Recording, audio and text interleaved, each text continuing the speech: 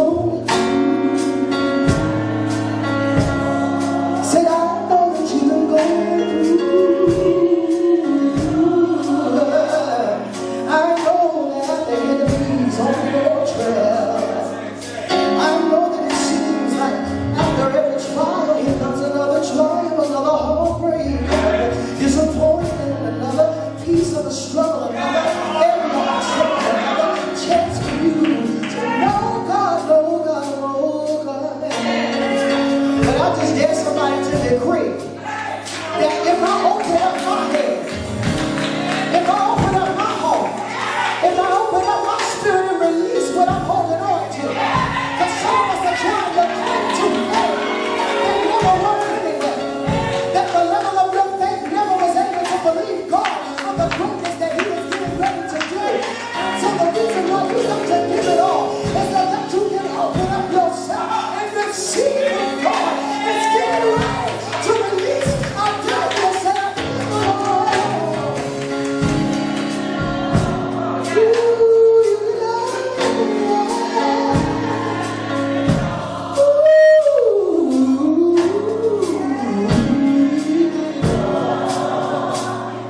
Oh, you can.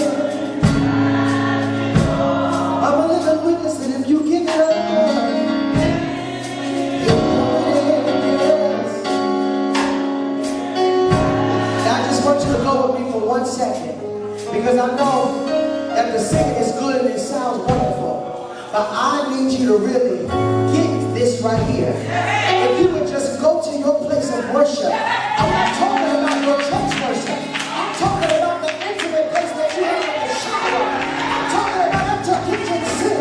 Close your eyes. Come on, stand up on your feet and let's intensify this worship, because I want us to hear the outfit of the word of God, so that we are really in our spirit to receive the bread and what God is able to do. I tell you to pull yourself out. Let me get to cry. Oh, somebody cry. Oh, come on, just open up your mouth and say, oh, come on, let God lift your belly. Oh, come on, Jamel. When Zion, Jamel, then she's going to come on, push.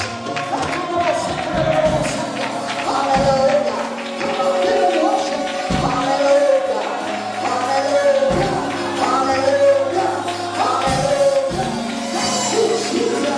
Give him your best worship. Hallelujah, Lord. Now come on and just lift your hands and just wave them in His glory. Come to the Lord, shout. Come, shout to the Lord, shout. I pray in the name of Jesus that the peace of Jesus Christ will be released in the mind of every parishioner in this building. I pray that they will walk out with peace and serenity in the name of Jesus, with all of the processes of growing in God and maturing in the Spirit and being able to walk forward in the purpose and the plan of God for their lives. And I pray that every wicked voice, I pray that every demon in hell would be shaken by their worship, that every devil would be destroyed by their worship, that they would walk out of here with another level of worship, and that the power would follow them wherever they might go.